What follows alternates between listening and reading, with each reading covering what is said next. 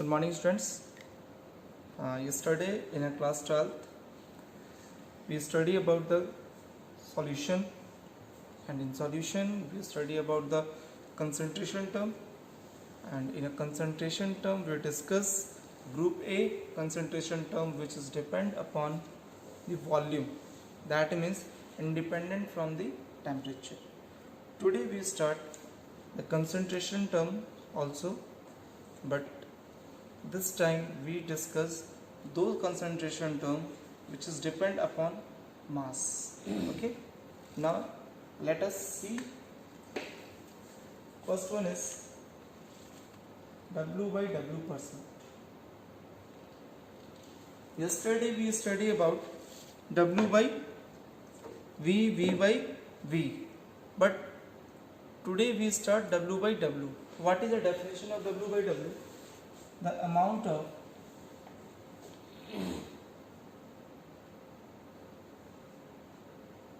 solute present in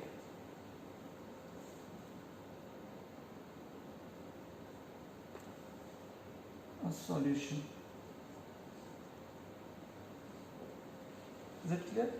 It's a common definition to all of this: volume, weight, but the minor difference is taken. That one is a unit of solute and solution. Solution is made of solute plus solvent.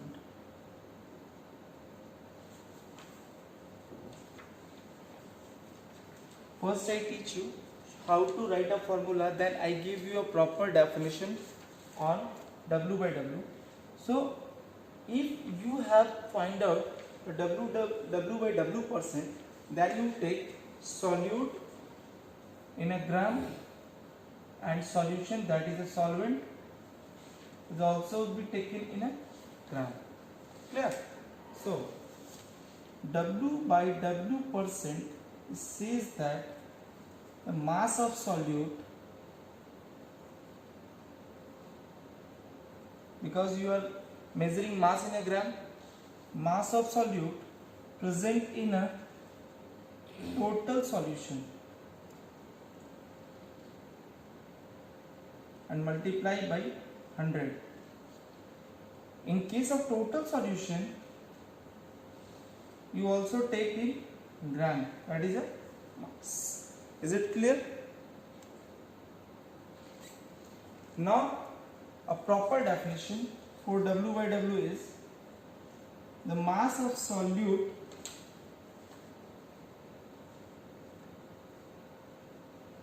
present in 100 gram of solution. Because yesterday I also told you, we always define any concentration in unit place. You have not given a 5 liter, 10 liter tanks.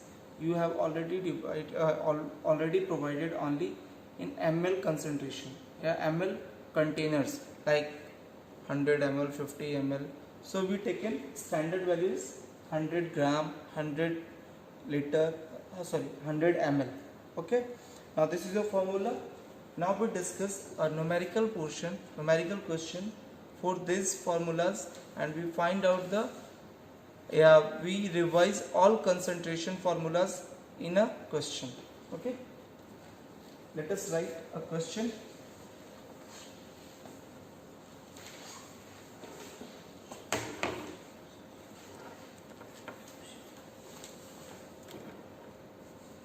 Now question is here, and we discuss one by one on this question.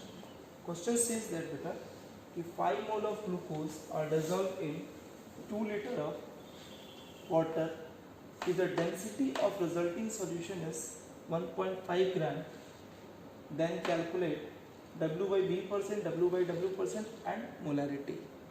Is it clear? But while we solving this question, we have coming new ideas and new contents. So just to see properly, this is a 5 mole of glucose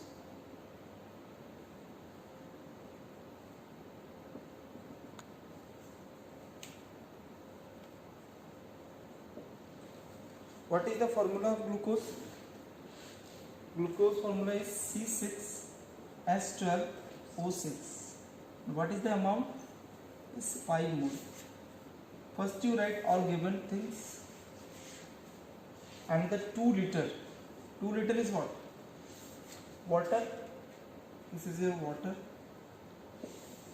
H2O, and its quantity is 2 liters. Is it clear? Okay. Now 5 mole and 2 liter. First you discuss W by V percent. Clear? First you write the formula. W by V percent. It says that weight of solute, otherwise mass of solute. Mass of solute divided by volume of solution multiply by 100. Is it clear? Mass of solute, but you have given mole of solute. That means first you find out the mass of solute. What is the mass of solute? Number of mole of solute is converted into mass of solute. So mass of solute is equal to number of mole multiply by molecular mass. Is it? ये बेटा formula कहाँ से है? तो आपको याद होगा कि जब मैं मोलैरिटी पढ़ा रहा था तो वहाँ पे मैंने क्या बताया, number of mole of solute is equal to given mass by molecular mass. तो this is one is your given mass. Is it in your question? But in this question you have to find out, and you have number of mole, so just you cross that one and get this equation. So number of mole is what? 5 mole. And what is the molecular mass of sugar? Then you calculate from here. Atomic mass of carbon is 12. 12 into 6 plus atomic mass of hydrogen is 1. So 1 multiplied by 12 plus what is the atomic mass of oxygen is 16. 16 multiplied by 6. Now you calculate, it becomes 180. Is it clear? 180. Clear है? आपको याद रख लेना चाहिए sugar का, glucose का and urea का, ये बहुत सारे कॉमन चीज़ें हैं जो एकदम फ्रिक्वेंटली पूछे जाएंगे आपसे. Now you have the molecular mass is 180. So it's just multiply 0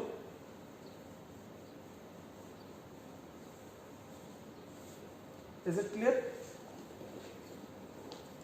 900. Clear? Now you find out the number of mole of solute, then you find out the W by W. So just we come from here W by V percent. So number of mole of solute is 900. मैं इसको यहाँ लिख देता हूँ. And volume of solution. Now you focus this side. Okay. Now volume of solution. What is the volume of solution? Volume of solution is amount of solute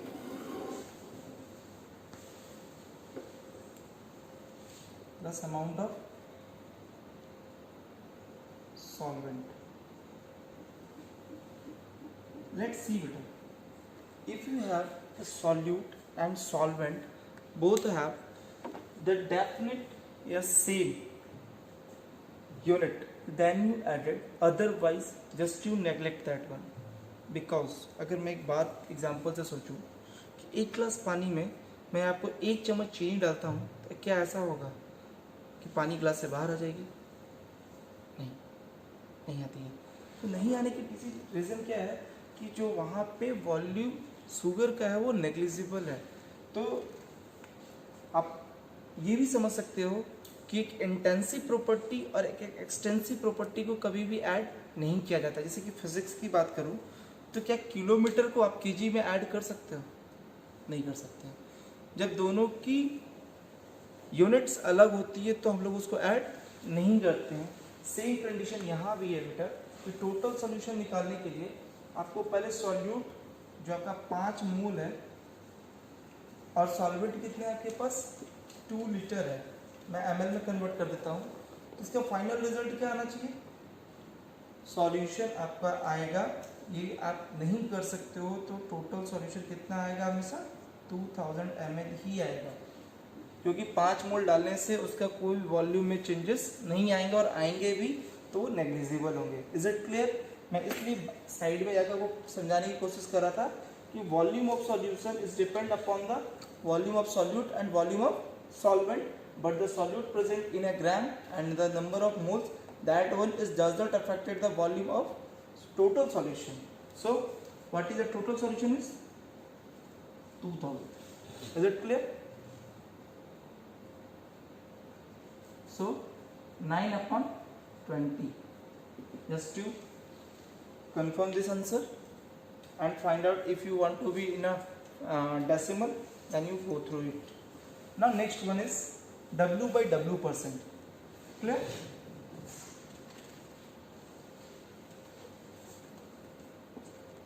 W by W percent. W by W percent says that the weight of solute, weight की जगह पे तो मास लिखे तो ज़्यादा better लगेगा।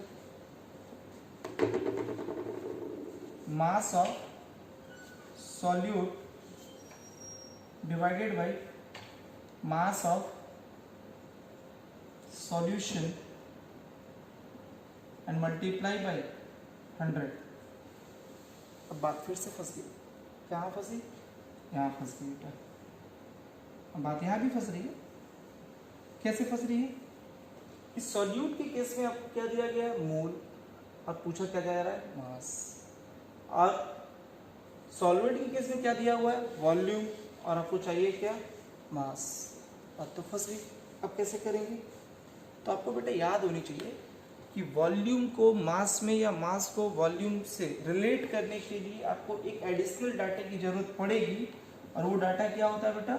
वो data होता है डेंसिटी। क्या होता है? डेंसिटी। क्या होता है डेंसिटी का formula? Mass upon volume. Is it clear?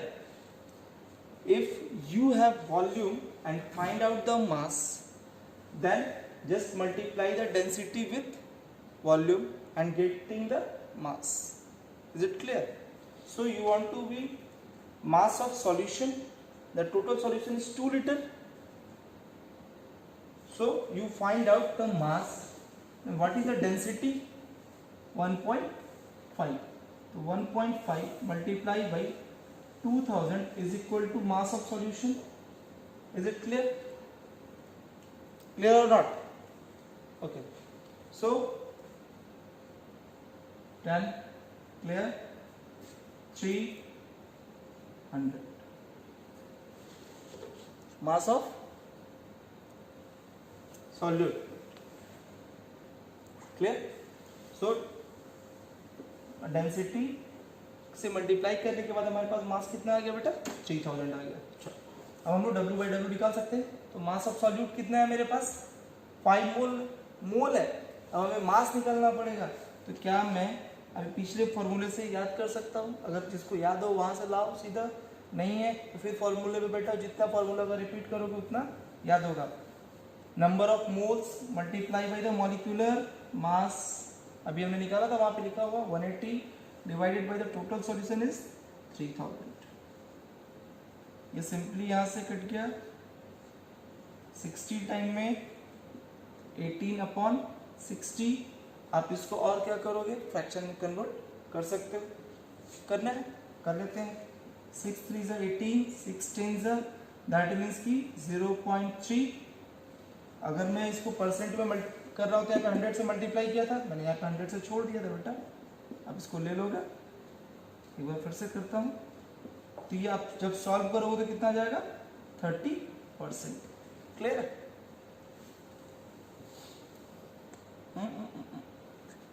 मैं आपको रोक रहा था कि आप मत करो। चलो ठीक। चलो now in this question we have last is molarity। molarity निकालना कुछ टफ ही नहीं है अब यहाँ पे, अगर आपने इतना कर लिया तो। molarity, molarity का मतलब क्या हुआ बेटा? Number of mole of solute divided by litre of solution, 1 litre of solution. हम लोग कोई और फॉर्मूले को ट्राई नहीं करेंगे क्योंकि सब कुछ एट इट इज मुझे क्वेश्चन में गिवन है। Number of mole of solute कितना है बेटा? 5 मोल। अब मैंने एक बार आपको फॉर्मूला भी सिखाया था कि आप लीटर को ml में कन्वर्ट कर लेना, बट लीटर में हमें डेफिनेशन भी बोलता है और लीटर में ऑलरेडी क्वेश्चन भी बोल रहा है। तो सिंपली हम क्या करेंगे, इसको 2 से मल्टीप्लाई कर देंगे तो 5 का हाफ कितना हो जाएगा बोलो? 2.5। यूनिट क्या देंगे हम?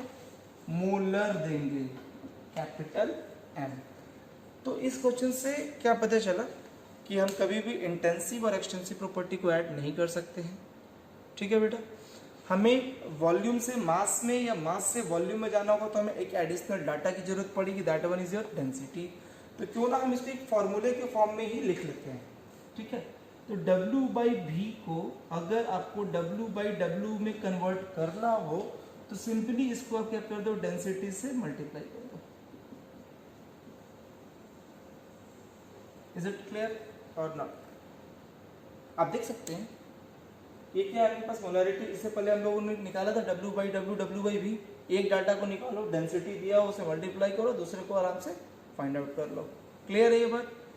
चलिए अब हम लोग बढ़ते हैं बेटा मोल फ्रैक्शन की तरफ। Now next topic is mole fraction.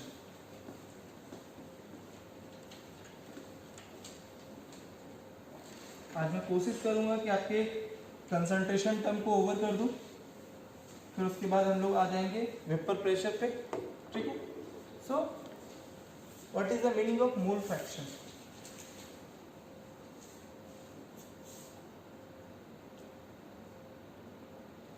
Mole fraction का मतलब क्या होता है? मोल का मतलब होता है क्वांटिटी और फ्रैक्शन का मतलब होता है क्या? ब्रेक करना। मतलब कि एक सॉल्यूशन में जितने नंबर्स ऑफ सॉल्यूट और सॉल्वेंट होंगे उनको बाइफर्गेट करने के तरीके को ही हम लोग क्या बोलते हैं? मोल फ्रैक्शन बोलते हैं। इसको जनरली हम लोग एक्स से रिप्रेजेंट करेंगे। ठीक है, इज इट क्लियर? अब सिंपल सी बात है बेटा कि आप लोग परसेंटेज पढ़े होंगे मैथ्स में। परसेंटेज जब आप निकालते हो तो कितने में से निकालते हो? 100 में से। कोई भी चीज़ अपने आप में कितनी होती है? 100% होती है। तो बस उसी लॉजिक को यूज करना है। अगर मैं बोलूं XS मतलब कि मोल फ्रैक्शन ऑफ सॉल्यूट, अगर मुझे बोलना है कि किसी भी सॉल्यूशन में सॉल्यूट की मात्रा कितनी है तो मैं कह सकता हूं कि N of solute, the number of mole of solute present in a total solution, so that one is N of solute plus N of solvent. Is it clear? अगर आपके पास सॉल्यूशन 100% है और 100% में से आपने एक को निकाल लिया है तो दूसरे को निकालना आसान हो जाता है। तरीका आपको पता है कि 100 को अगर मैं 1 मान लूँ और एक पता चल चुका तो दूसरे को मैं 1 से माइनस करके निकाल सकता हूँ। प्रोबेबिलिटी के केस में आप लोगों ने देखा होगा, क्योंकि प्रोबेबिलिटी की सबसे ज़्यादा मैक्सिमम आंसर कितनी हो सकती है? 1 हो सकती है। तो अगर मैं x ऑफ सॉल्वेंट निकालने की कोशिश करूँ, अगर फॉर्मूले जानने की कोशिश आप नहीं करते हो, दिमाग लगाने की कोशिश सिर्फ करते हो, तो 1 minus mole fraction of solute भी आप लिख सकते हो। ये भी कोई फॉर्मूला गलत नहीं कर सकता क्योंकि सॉल्यूशन अपने आप में क्या है? 100% है। ठीक है, तो अब मैं इसका डेफिनेशन लिखने की कोशिश करता हूँ क्योंकि बार बार मैं पहले बताता हूँ कि आप फार्मूला लिखो, फार्मूले से डेफिनेशन आओगे तो इजी पड़ता है। तो क्या होगा बेटा? ये number of mole of solute, number of mole of solute. तो number of mole of solute में ये रेशियो आ जाएगा, सिर्फ ratio of number of mole of solute present in a solution. Is it clear? अगर आपको मोल फ्रैक्शन ऑफ सॉल्वेंट भी लिखना हो तो आप लिख सकते हो, क्या हो जाएगा बेटा, n of solvent upon n of solute plus n of solvent.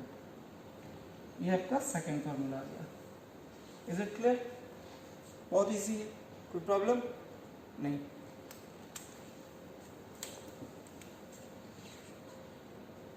Now we'll discuss the last concentration term. That one is your molality.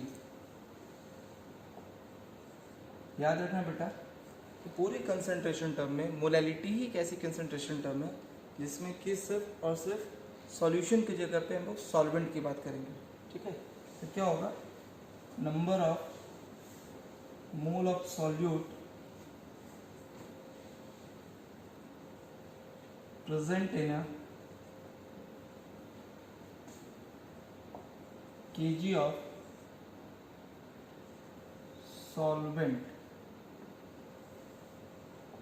सारी कंसंट्रेशन टर्म में हमने सॉल्यूशन से डिस्कस किया था, बट हम मोलैलिटी में किससे डिस्कस करेंगे, सॉल्वेंट से करेंगे।